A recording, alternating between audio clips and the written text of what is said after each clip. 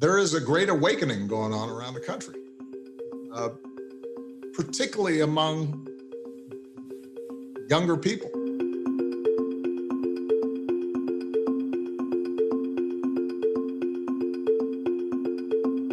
Not only are they fed up with the shambolic, disorganized, mean-spirited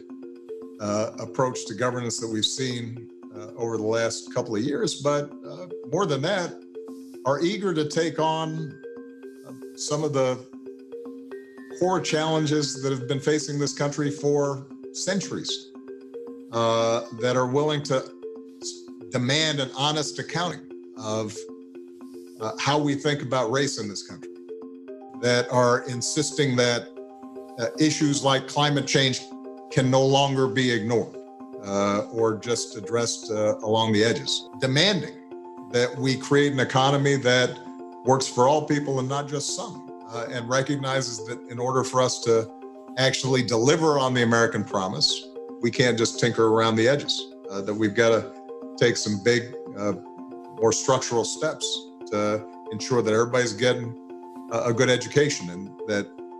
if you're willing to work, you can find a job, and that that job pays a decent wage, and that nobody in the midst of a pandemic should be wondering whether or not they can afford healthcare. And so that sense of urgency is the thing that is making me optimistic.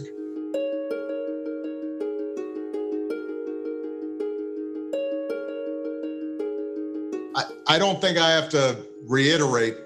the situation that we find ourselves in right now. Things were tough in 2008, 2009. We were going through the worst recession since the Great Depression, a massive financial crisis. We were still in the midst of two wars. And yet, I have to say that the foundation stones, the institutions that we had in place, were still more or less intact. My predecessor, who I disagreed with on a whole host of issues, still had a basic regard for the rule of law and the importance of our institutions' democracy. There was still a sense of a shared American idea that we could build on. And what we have seen over the last couple of years is a White House enabled by Republicans in Congress and a media structure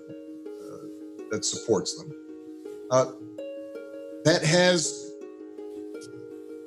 not just differed in terms of policy, but has gone at the very foundations of who